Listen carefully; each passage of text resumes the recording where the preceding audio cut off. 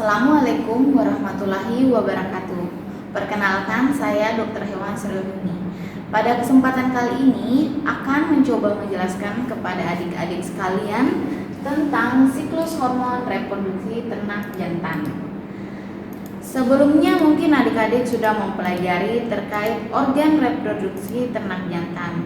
Nah, setelah itu kita akan beralih kepada hormon reproduksi ternak jantan. Untuk apa sih sebenarnya kita mempelajari hormonal ternak jantan? Ya, untuk mengetahui mekanisme atau cara kerja dari ternak jantan. Jadi, mengapa kita harus mengetahui fungsi dari pada pembelajaran hormon? Jadi kita dapat mengetahui mekanisme atau cara kerja dari hormon ternak jantan. Kita dapat mengetahui bagaimana ternak itu mulai birahi, kemudian pubertas, kemudian bunting dan partus. Jadi kita lanjut. Diawali dengan ternak tersebut menerima sebuah rangsangan. Nah, rangsangan itu dapat dikategorikan dari pada penglihatan, penciuman, pendengaran, ataupun perabaan. Nah, setelah ternak tersebut menerima rangsangan, maka masuk di hipotalamus atau otak, bagian dari otak pada ternak. Nah, di hipotalamus ini mensekresikan GnRH atau gonadotropin relasi hormon.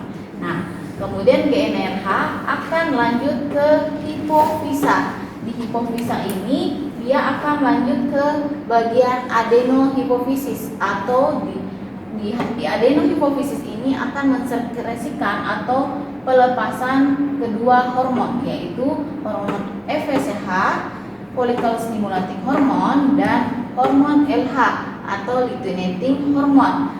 Nah, ada dua hormon di sini, LH dan ICSH. LH ini biasanya pada betina, luteinizing hormone, dan hormon yang berlaku pada jantan yaitu ICSH atau interstitial cell stimulating hormone. Nah, di kedua hormon ini akan lanjut pada organ testis. Nah, di organ testis ini hormon ini akan berperan. Kemudian FSH atau follicle stimulating hormone akan menghasilkan sel-sel Sertoli di dalam tubuli seminiferi.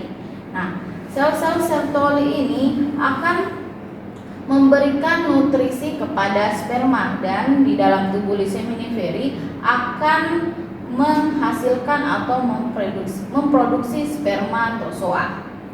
Nah, kemudian di hormon selanjutnya yaitu hormon ICSH pada jantan dalam testis akan menghasilkan sel-sel Leydig atau di luar tubuli seminiferi. Sel-sel Leydig ini atas bantuan LH atau ICSH akan menghasilkan dan memproduksi testosteron. Nah, baik, jadi dari testosteron ini dia akan menghasilkan seks sekunder atau libido, di mana testosteron ini juga berpengaruh pada proses spermatogenesis.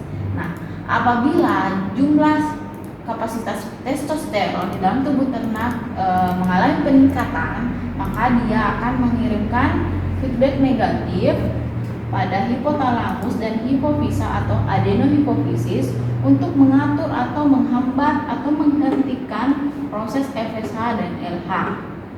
Nah, dan juga di sini pada sel-sel Sertoli dia akan menghasilkan inhibin B, di mana dia akan mengirim feedback negatif juga pada hipotalamus untuk dilanjutkan hipofisa atau adenohipofisis dan menghambat kerja FSH. Ya, seperti